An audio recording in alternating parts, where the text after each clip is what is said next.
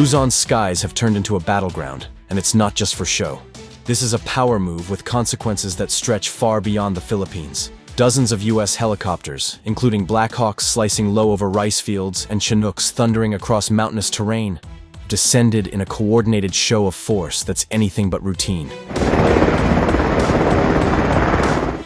This isn't just another joint drill.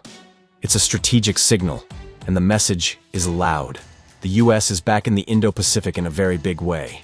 At the heart of this buildup is the Enhanced Defense Cooperation Agreement, EDCA, and its 2025 update just changed the game.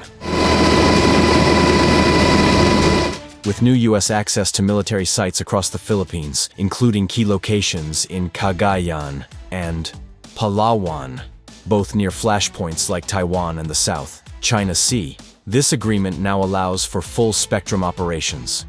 Rapid troop deployment, long-range surveillance, drone coordination, and expanded supply lines.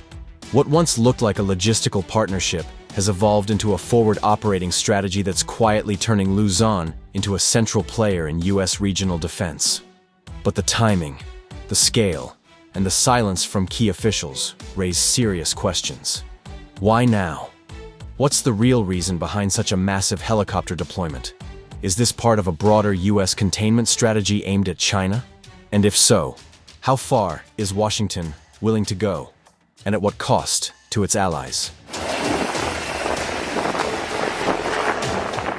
For the Philippines, this surge may offer protection and economic promise, but it also places the country squarely in the crosshairs of rising global tensions. So, is EDCA 2025 the ultimate shield for Southeast Asian peace, or a potential trigger for the next big conflict? Buckle up.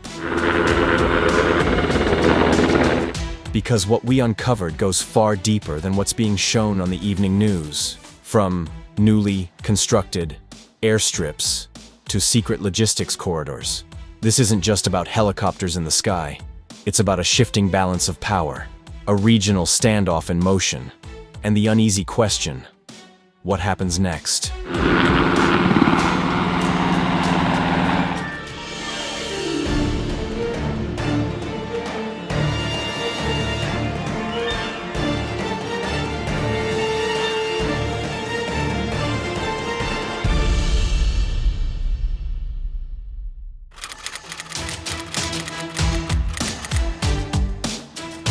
The skies above Luzon roared to life as dozens of U.S. military helicopters suddenly descended on key points across the island. But these aren't your average choppers.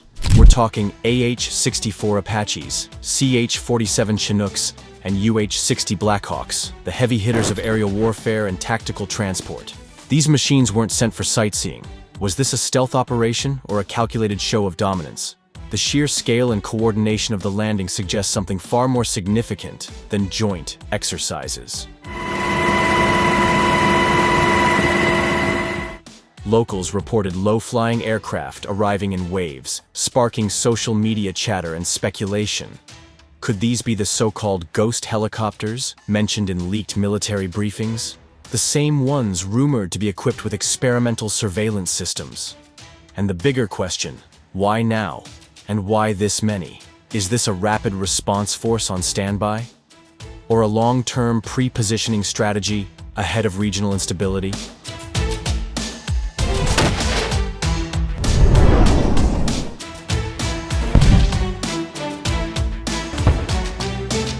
Luzon isn't just the Philippines' most populous island. It's a geostrategic goldmine. Located just a few hundred miles from Taiwan and the contested waters of the South China Sea, it sits at the intersection of commerce, defense, and diplomacy. Whoever controls Luzon controls a gateway to the Indo-Pacific. But what makes Luzon the perfect staging ground for U.S. military ambitions? Beyond its proximity to key flashpoints, Luzon offers infrastructure, deep water ports, and mountains ideal for radar and surveillance. Is the island quietly transforming into the U.S.'s forward operating launchpad in Asia?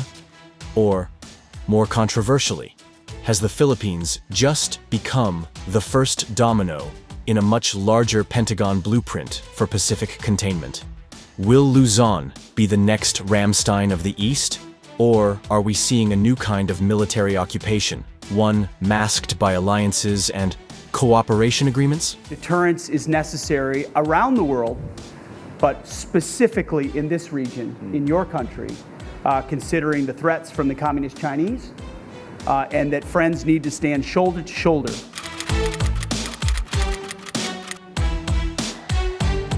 While headlines were focused on global summits and trade talks, the Enhanced Defense Cooperation Agreement, EDCA, got a silent but powerful upgrade.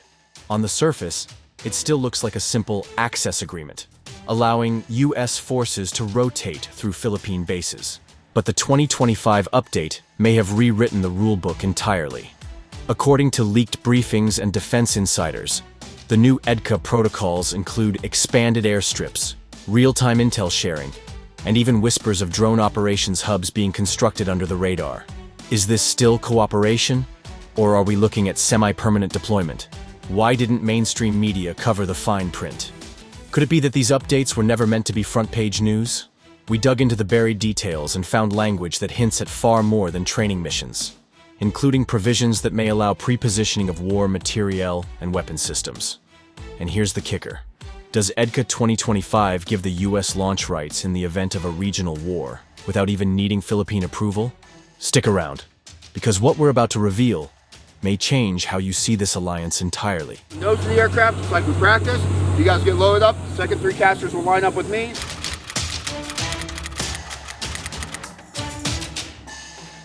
Forget the Vietnam-era Hueys your grandfather might remember. These new arrivals are 21st century war machines, sleek, lethal, and shockingly versatile.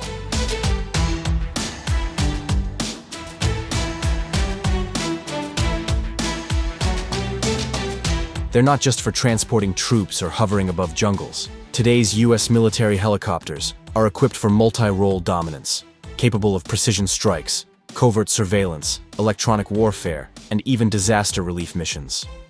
From infrared optics that can detect hidden movement to anti-submarine sonar arrays and radar jamming systems, these birds of steel bring more to the table than most fighter jets. Some can even deploy swarms of micro-drones mid-air, a sci-fi concept now grounded in real combat planning. But here's a chilling scenario. What happens if another super typhoon slams into Manila? Will these helicopters become airborne lifelines, rescuing stranded civilians and delivering vital supplies? Or will they shift into combat mode, turning a natural disaster into a geopolitical flashpoint? Are they angels of mercy or instruments of escalation?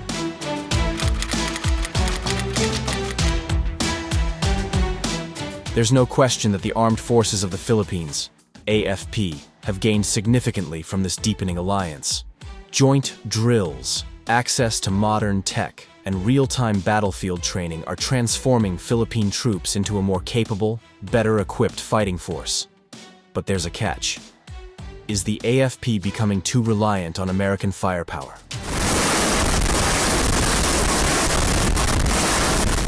As more U.S. helicopters land and more systems are integrated, critics argue that the Philippines might be trading independence for interoperability, slowly binding its national defense to foreign decision-making.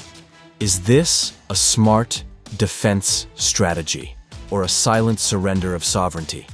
Is the U.S. helping the Philippines stand taller, or quietly tightening its grip on what happens inside Philippine airspace, waters, and war rooms?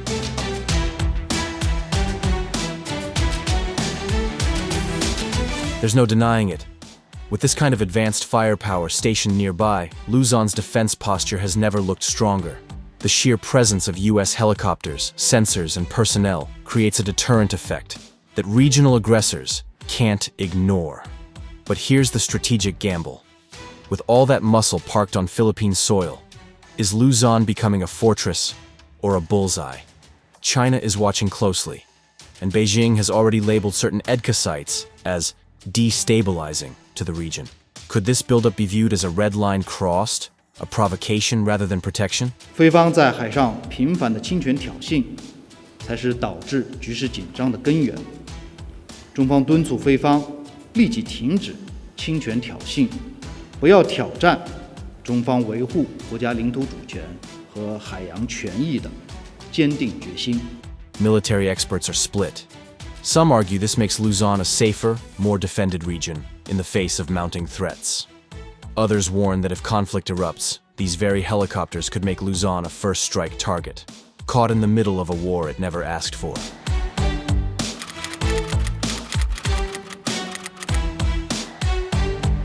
The US didn't choose Luzon by accident. This isn't just about military logistics, it's about geopolitical positioning at the highest level. Luzon sits within striking distance of disputed shoals in the South China Sea and lies just a short flight from Taiwan, one of the region's most volatile flashpoints. Every rotor blade that spins on Luzon sends a message, and Beijing is listening. Is this the Pentagon playing defense or setting up its next offensive move? The White House calls it regional stability, but the reality is more complex. Luzon's increasing militarization looks like a deliberate bid to place a US stronghold at the edge of China's maritime ambitions. Is this Washington's ultimate checkmate on Beijing? Some analysts think so, calling it a quiet but bold maneuver in the long game of Indo-Pacific dominance. Others warn it could provoke the very conflict it's meant to deter. There's no denying the Philippines has become one of America's most critical Indo-Pacific partners. EDCA fits snugly into the US's broader containment arc, stretching from Japan to Guam, Australia, and now Luzon. It's a neat puzzle piece in a much bigger strategy. But where does that leave the Philippines itself? Sure, Manila gains access to tech, training, and a defense umbrella it couldn't build on its own. But at what cost? What promises were made behind closed doors to make this deployment happen? Was this about regional security or economic leverage, political guarantees, and quiet quid pro quos?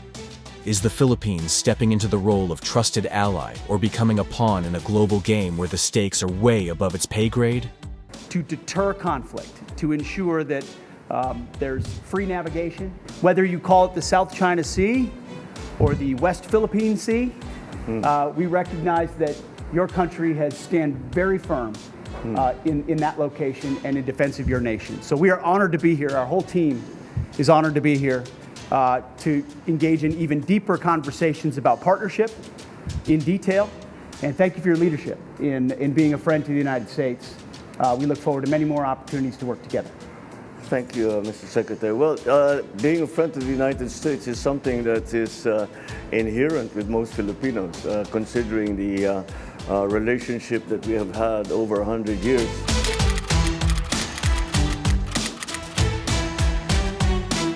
While war machines touch down on the tarmac, contractors and corporations are quietly landing deals of their own. Roads are being built, warehouses are expanding, tech firms are scouting nearby towns. For many locals, the arrival of US forces spells jobs, infrastructure, and foreign investment. But there's a flip side: rising rents, restricted zones, displaced communities, and environmental concerns. Who's cashing in? And who's getting pushed out? Will this military influx ignite a local economic boom, or a slow-motion bust? And here's the wild twist. In some areas, these helicopters may not only bring firepower, but real estate inflation, business disruptions, and surveillance infrastructure that reshapes the way locals live. Will Luzon's communities grow richer, or be left picking up the pieces if tensions erupt? The choppers may be American, but their impact? That'll hit the ground right here, at home.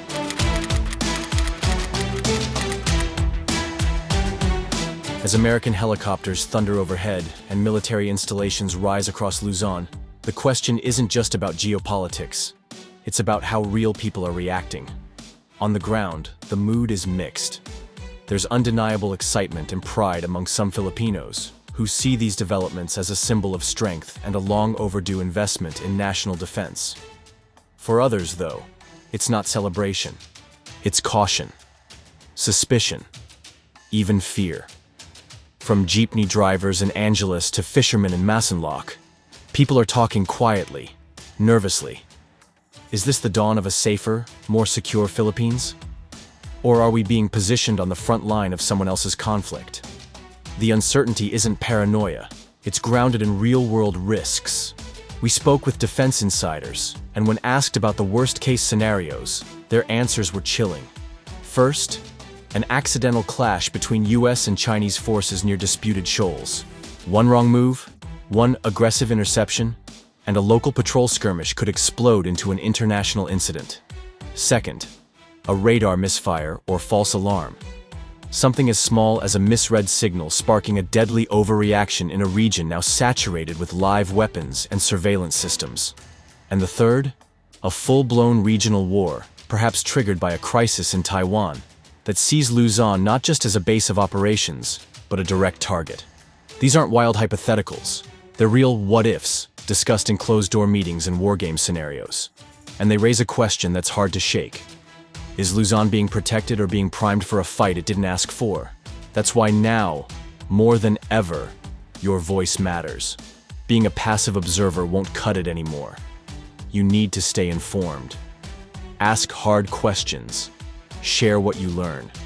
Whether you're in the Philippines or watching from afar, this moment affects all of us. Talk about it with your friends and family. Drop your thoughts in the comments. Demand clarity from leaders. And when you vote, whether locally or nationally, vote like the future of Luzon depends on it. Because it just might. If you care about what's happening, don't scroll past this. Hit like. Share this video. Start a conversation. Wake others up. Because the next move on this global chessboard could change everything. And we all deserve a say in where the pieces fall. Thank you for tuning in to our channel. If you enjoyed the video, please remember to like, share it with your friends, and subscribe to our channel for more in-depth analysis of global issues.